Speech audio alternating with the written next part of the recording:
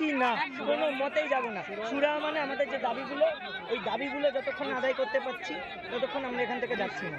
ওনারাও ভেতরে থাকুন, আমরা বাইরে থাকছি। আমরা ওনাদেরকেও বাইরে যেতে দেবো না, আমরাও যাব না।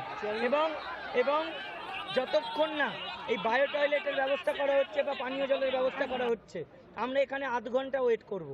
আধ ঘন্টা ওয়েট করার পরে যদি এটা না হয়, আমরা এসএসসি অফিসের ভেতরের সব টয়লেট এবং জলের মানে ইউজ আমরা করবো। আটকাতে পারলে আটকে দেখা। যেটা হচ্ছে লিস্ট যদি না বেরোয় তো এখন আপনারা এখানে অবস্থান করবেন, সেক্ষেত্রে চেয়ারম্যান সহ অনেকেই আছেন ভেতরে, তাদের খাবার দাবার বা তাদের জন্য কি বা কিছু পাঠাবেন? তাদের খাবার দাবার পাঠাবো না বুঝলাম না। আমরা এখানে না খেয়ে বসে আছি, আমরা সকাল থেকে বসে আছি, এখনো কতক্ষণ না খেয়ে থাকতে হবে জানি না। আর ওনারা খাবেন মানে ওনারা এসি ঘরে বসে তো আছেন, আমরা তো এই গরমে দেখছেন তো ঘেমে যাচ্ছি। ওনারা তো যোগ্য কি অযোগ্য আমরা বলতে যাইনি, ওনারা তো স্যালারি পাচ্ছেন। আজকে ওনারা আমাদেরকে ওখান থেকে বাদ করে দিয়ে বলছেন তোমরা অযোগ্য, তোমরা স্যালারি পাবে না। মানেটা কি? এগুলো মেনে নেওয়া যায় নাকি? কখন চুরি করলো ওনারা, আমরা একদম আমরা যতক্ষণ না আমাদের দাবিগুলো মেটাতে পারছি আমাদের অবস্থান চলবে।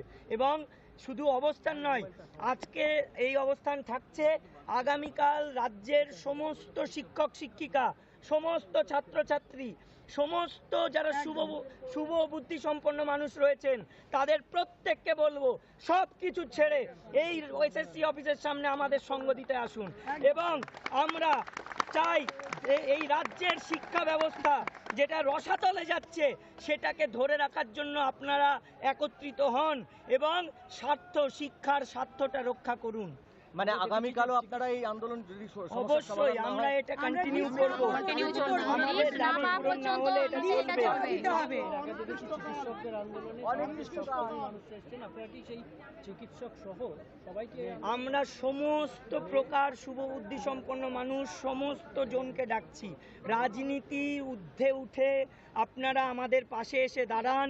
সকলে মিলিত হয়ে রাজ্যের স্বার্থে, শিক্ষার স্বার্থে, যোগ্যদের স্বার্থে একত্রিত হয়ে আমাদের পাশে আসুন, এখানে আমাদের সঙ্গে আন্দোলনে অংশগ্রহণ করুন।